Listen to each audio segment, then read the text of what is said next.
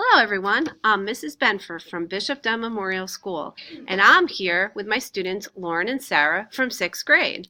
Hi! Today we're going to teach you how to get to the BDMS Twitter page. That's right, Lauren. To get to the page, you first have to go to the BDMS website.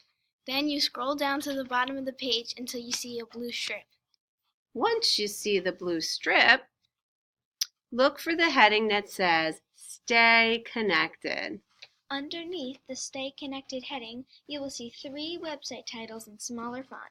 Twitter will be listed second. Click on Twitter and it will immediately bring you to the BDMS Twitter page. As you scroll down, you will see pictures and posts from our school. Wow, look at all the great things going on at BDMS. Now you know how to get to the BDMS Twitter page. Have a great day. Bye!